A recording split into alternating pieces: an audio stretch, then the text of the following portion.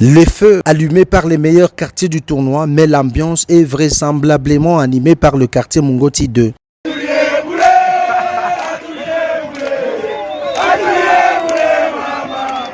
Le troisième et dernier jour des phases des groupes du tournoi interquartier a été effectif à Kipushi avec 4 rencontres programmes. Le quartier de Oscar Yav, Ouro 1, défie le quartier Lumumba 2 au premier rendez-vous du jour, 10 buts à 0, score final de la rencontre pour Ouro 1. Oscar Yav et Geneviève Lukumwena, les hommes du jour qui arrachent la qualification en quart de finale. Lumumba 2 quitte le tournoi. En deuxième explication, les quartiers Kachoma 1 et Kamalenge 2 se croisent, un duel n'ayant pas connu une fin normale suite à ces buts accordés par l'arbitre central, fustigé par le gardien des buts bourgeois du quartier Kachoma 1. L'arbitre prend ses responsabilités sans aucune hésitation, inflige un rouge au gardien qui déclenche une bagarre. Situation gérée par la sécurité en place. Fin complète de la partie. Le quartier Kachoma 1 quitte la compétition. Kamalenge 2 poursuit le titre du tournoi. La journée se poursuit avec la rencontre des quartiers Ouro 2 du trio d'attaque et Kachoma 2 de Mike Kapiakisimba. L'enjeu du match est énorme. Le gagnant passe en quart de finale, mais un nul qualifierait le quartier Ouro 2. Kachoma 2 sur les premières actions du match, mais rien à se mettre sous la dent pour cette première partie du jeu.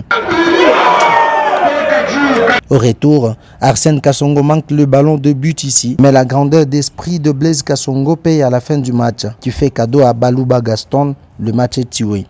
Mauvais jour pour le quartier Kachoma qui dit au revoir à cette première édition par les rendez-vous des quartiers Mungoti 2 et Kamalenge 1, tous déjà qualifiés dès leur première sortie du tournoi. La première place du groupe, voilà l'enjeu présent. Le commentaire en place. Nous venons de commencer. Les spectateurs attirent leur attention. Moussandala Traoré, promoteur du tournoi, effectue son entrée.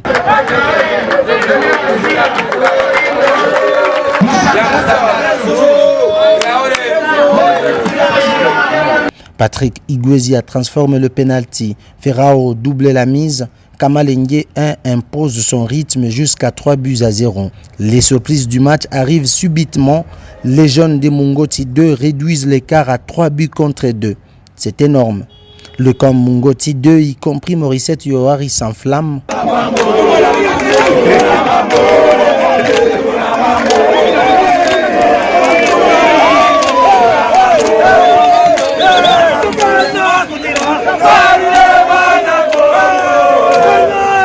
La joie de courte durée car Patrick Iguezia remet vite le respect à sa place. 4 buts contre 2. Le coach Jordan constate le dégât. Silence radio, fin mission.